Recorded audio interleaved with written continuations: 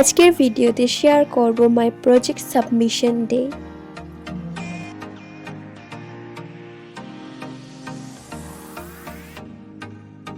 তোমরা লক্ষ্য করবে যে আমি যখন কথা বলছি তার কিছুক্ষণ পরে ভয়েসটা আসছে, মানে কথার সাথে ভয়েসের কিন্তু মিল আসছে না। আমি কিন্তু একদমই এরকম ব্যাপার নয় যে আমি আগে ভিডিও করে নিয়েছি দেন তারপরে ভয়েস ওভার দিয়েছি, তা কিন্তু নয়। যেগুলো তোমরা নর্মালি শুনতে পাচ্ছ, মানে আমি যেগুলো এমনিতেই কথা বলছি সেগুলো কিন্তু আমি সত্যিই কথা বলছিলাম, কিন্তু তারপরেও কী অসুবিধা হচ্ছিল ফোনে আমি জানি না, বেশ কিছুদিন ধরে হচ্ছে। তো তার জন্য একান্তই তোমাদের কাছে অনেক অনেক আমি ক্ষমা চাইছি। আমি একজন এক্সপার্টকে দেখিয়ে নিয়ে আমি সমস্যাটার সমাধান করে নেব, বাট ততদিন পর্যন্ত প্লিজ এই সমস্যাটা একটু ইগনোর করে যেও।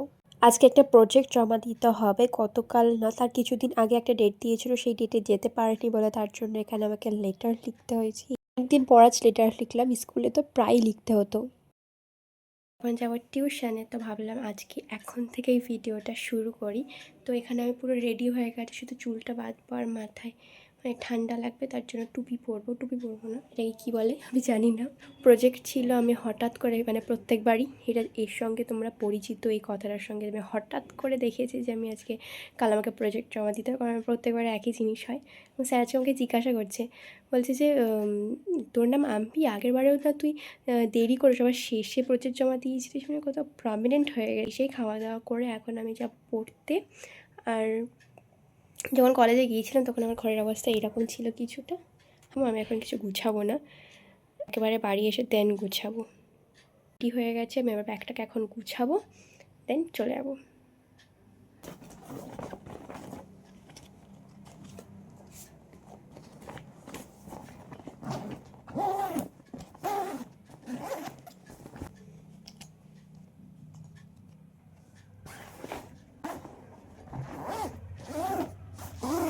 এখন আমি থার্ড সেমে পড়ছি, কিন্তু ফার্স্ট সেম আর সেকেন্ড সেমে আমার মাইনর পেপার ছিল পল সায়েন্স অ্যান্ড বেঙ্গলি, তখন কিন্তু আমি টিউশন নিইনি।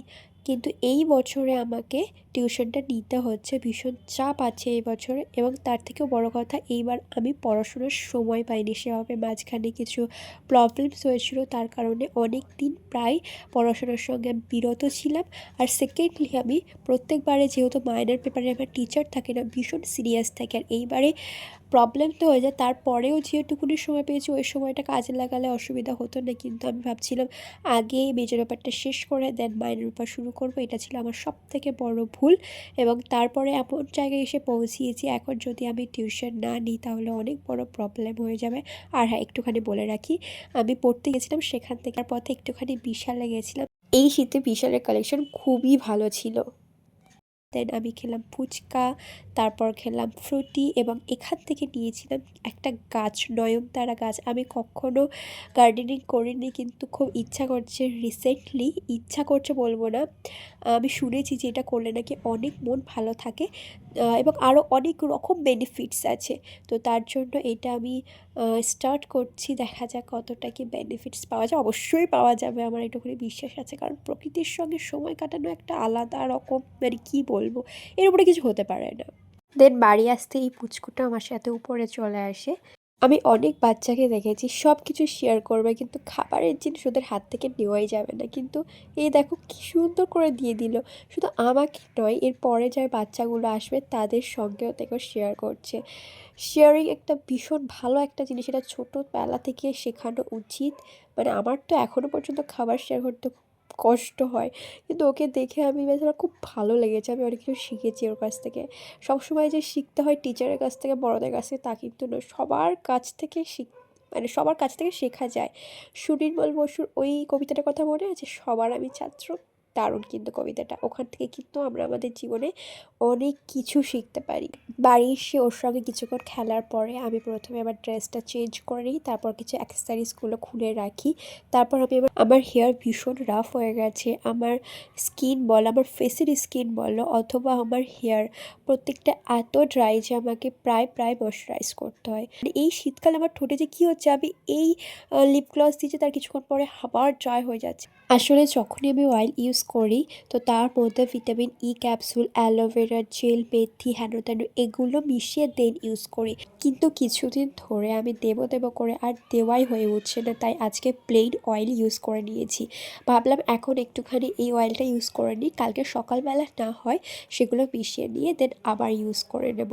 আমি হেয়ার অয়েল ইউজ করি শুধুমাত্র আমার রাফনেসটাকে কমানোর জন্য, একদমই এরকম ব্যাপার নেই যে আমার হেয়ার গ্রোথের জন্য আমি অয়েল ইউজ করি। আমার অয়েল ইউজ করতে খুবই বাজে লাগে, কিন্তু তারপরেও করতে হয়। তাই জন্য আমি কি করি, আমার হেয়ারের লেগতে শুধুমাত্র অয়েল ইউজ করি, স্কাল্পে করি না। কারণ স্কাল্পে করলে আমার মাথার মানে ফোরহেড এত বড় লাগে দেখতে, এত বাজে লাগে দেখতে।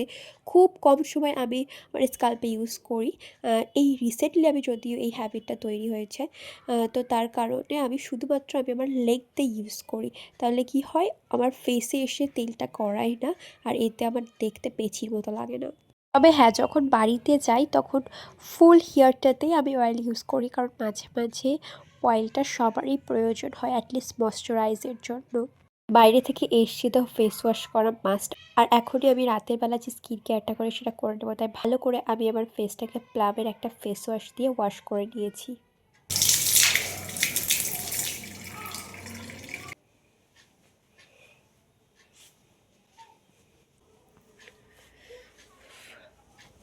এসে ফ্রেশ হওয়ার পর যে একটা শান্তি পাওয়া যায়, সত্যি দারুণ।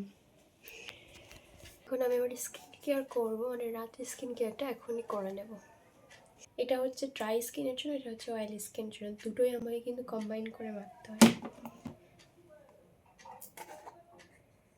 এটা আমি ফুল ফেসে অ্যাপ্লাই করব।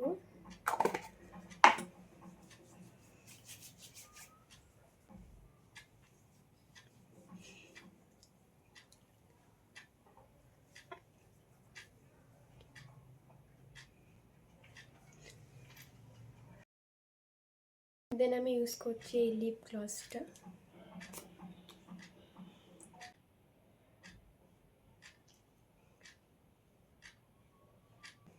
আইব্লিসের আই ক্রিম,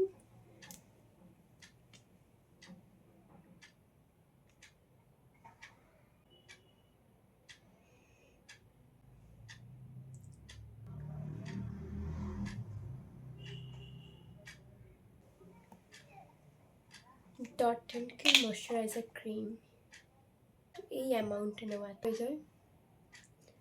আর একটা জায়গা হচ্ছে এই জায়গাটা ড্রাই হওয়ার একটা মানে সীমা আছে, এই জায়গাটা না সীমা অতিক্রম করে যায়। আর একটা হচ্ছে আমার ফোরহেড, ফেটে ফেটে গিয়ে মনে হয় যেন সাপের খোলস। এই কয়েকটা জায়গায় আমার ভীষণ ড্রাই হয়ে যায়, তো এইখানটাতেই আমি শুধু এটা ইউজ করি। পুরো ফেস ইউজ করলে আর ভীষণ তেল তেল হয়ে যায়, ব্রণও বার হয়। এইটা যেখানে যেখানে আমি ইউজ করি সেখানে সেখানে আমি এটা ইউজ করি না। কি হয় কি না হয় আমি জানি না, কিন্তু আমি রিস্ক নিই না। তবে বাট মাঝে মাঝে যখন ল্যাট লাগে ভীষণ ইউজ করে নিই, যা হয় হোক। এত মেকআপ করছি, এত বাইরে ঘুরছে, তো উল্টোপাল্টা খাচ্ছি, সেই মুখটা নষ্ট হয়ে যাচ্ছে। তো মাঝে মাঝে এগুলো কিছু হবে না, কিছু হলেও মানে আমার বড় হবে না।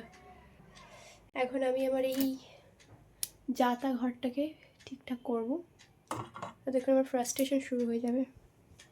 এখন আমি আমার এই যাতা ঘরটাকে একটুখানি গুছাবো, কারণ আগোছালো ঘর আগোছালো মনেরও সৃষ্টি করতে পারে। তোমরা এটা লক্ষ্য করবে, ঘর যদি গুছানো থাকে তাহলে দেখবে তোমার মাইন্ডসেটটা ভীষণ অর্গানাইজড থাকে। আর ঘর যদি আগোছালো থাকে, যতই তুমি ঠিকঠাক কাজ ঠিকঠাক থাকলেও কিন্তু অনেকটা এটা মনের ওপর প্রভাব ফেলে। এক কথায় যে ঘর যদি আগোছালো হয়ে থাকে। তো এতক্ষণ আমি পড়তে যাচ্ছিলাম, আমি করছিলাম, ঠিক আছে বাড়িতে ছিলাম না, খুব ভালো কথা, কিন্তু এখন আমি বাড়িতে কিছু কাজ করব, তো তার আগে আমি ঘরটাকে গুছিয়ে নিচ্ছি, না হয়তো আমি কাজ করতে পারবোই না। আর ঘর গুছানোর পরে যে একটা মেন্টাল স্যাটিসফ্যাকশান পাওয়া, যেটা কিন্তু খুবই ভালো। কখনও যদি এরকমটা হচ্ছে যে তুমি কোনো কাজ করতে পারছো না, ভীষণ ফ্রাস্ট্রেশন হচ্ছে, কেমন যেন অগোছালো লাগছে, কোনো কিছু ঠিকঠাক করতে পারছো না, ম্যানেজ করতে পারছো না রুটিনটাকে, তখন বলবো সবার প্রথমে নিজের ঘরটাকে গুছিয়ে নাও। তারপর দেখবে আস্তে আস্তে ওই বিষয়ে বিভিন্ন আইডিয়া ভাবতে ভাবতে দেখবে অনেকটা তোমার মাথায় চলে এসছে। কারণ অর্গানাইজড ঘর তোমার মনটাকেও, তোমার মাইন্ডসেটটাকেও অনেকটা অর্গানাইজড করে দেয়। মেজর পেপারটা আপাতত আমি অনলাইনে পড়ছি। হ্যাঁ, শুনতে একটু অবাক লাগছে যে মেজর পেপার অনলাইন আর মাইনর পেপার অফলাইনে। আসলে মাইনর পেপার যেটা পড়ি সেটা অনেকটা কাছে আমাদের এখান থেকে, কিন্তু মেজর পেপারটা অনেকটা দূরে।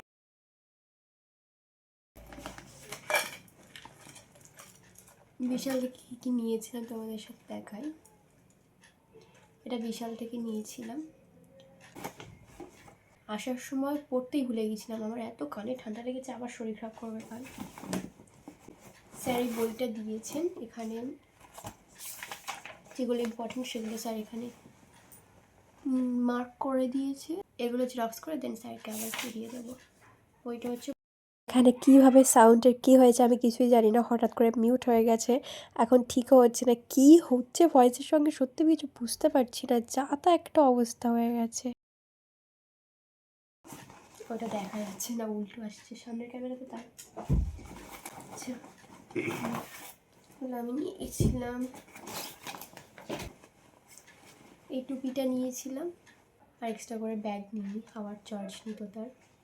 তো এই টুপিটা নিয়েছিলাম, এর দাম নিয়েছে 99 টাকা।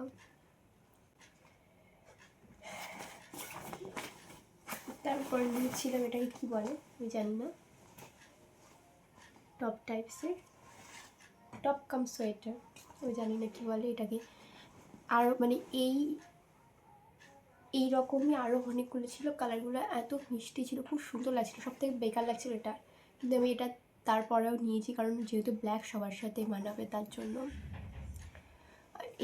এইটা মানে এটা তো তাও সুন্দর লাগছে অবশ্যই, কিন্তু যেগুলো ছিল তাদের মধ্যে থেকে এই সব থেকে খারাপ লাগছে, কিন্তু অনেক কিউট। অন্য কালারগুলো আরও মিষ্টি কালার ছিল, আর এটা না ব্ল্যাকের মধ্যে একটা অন্যরকম একটা অ্যাশি ব্যাপার আছে, মানে পুরো একদম ব্ল্যাক হয় না, ওটা না, এই ব্ল্যাকটা যেমন, এটাও না, এই ব্ল্যাকটা যেমন, এই ব্ল্যাকটা কিন্তু তেমন নয়, এটার মধ্যে একটা কেমন একটা মিলে ভাব আছে। তো যাই হোক, এই ব্ল্যাক জিন্সটা নিয়েছিলাম, এইটা আমার খুব পছন্দের, এই পায়ের এই স্ট্রাকচারটা কী বলে আমি জানি না, বাট এটা খুব আমার ভালো লাগে, যে কোনো জিন্স প্যান্টের থাকলে বা প্যান্টে থাকলে আমি এটা করতে ভালো লাগে। আমি চাইছিলাম কি জিন্সের মধ্যে না এমনি যেগুলো একটু প্যান্ট টাইপসের হয় সেগুলোও ছিল, সেগুলো মানে এইরকমই এর থেকেও সুন্দর ছিল, কিন্তু সেগুলো আমি ব্ল্যাকে পাচ্ছিলাম না, বললাম ব্ল্যাক সবার সাথে মানায়, তো আমি একটা কিনি, আমি ব্ল্যাক সব কিছু এই কারণেই কিনি কারণ সবার সাথে মানে মানিয়ে যায়, একটা কিনলে কাজ মিটে যায়। তো এটা অনেকটা এইরকম, এটার দাম নিয়েছে নো ডিসকাউন্ট, এটার দাম হচ্ছে 399 টাকা, মানে 400 টাকা, আর এটার দাম নিয়েছে 299 টাকা, মানে 300 টাকা, এটা হচ্ছে 99 টাকা, মানে হচ্ছে 100 টাকা। তো এটা হচ্ছে আজকে আমার শপিং, আর তার সাথে এটা একটা বেকার জিনিস,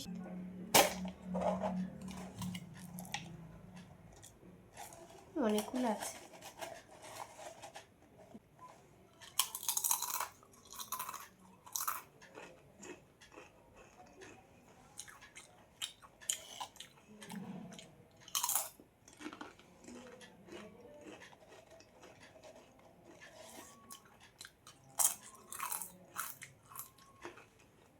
টেস্টি অতটাও না। তো যে স্যারের কাছে আমি পড়তে গেছিলাম তার সম্বন্ধে বলি, স্যার হচ্ছে রানারপুরে পড়তে গেছিলাম, অমর স্যারের কাছে কথাবার্তা শুনে খুব ভালো লাগলো। আর এই যে আমার মাইনে কার্ড দিয়েছে, অ্যাডভান্স পে করতে হয়েছিল, 700 টাকা দিতে হয়েছিল, আর এই যে স্যার আমাকে এই বইটা দিয়েছে জেরক্স করে নিতে, আর যেগুলো ইম্পর্টেন্ট সেগুলো নোট করে দিয়েছে। তারপর আমি এই ফ্রুটিটা ওখানেই আমি কিছুটা খেয়েছিলাম, কারণ আমার ফুচকা খেয়ে ভীষণ ঝাল লাগছিলো, আর কিছুটা আমি ব্যাগে ছিল, তো বাড়ি এসে আমি চিপসের সাথে খেয়ে নিয়েছি, কারণ যে কোনো ওই চিপস টাইপস বা যাই টাইপস ওর সাথে একটু আমার কোল্ড ড্রিঙ্কস সফট ড্রিঙ্কস খেতে খুব ভালো লাগে।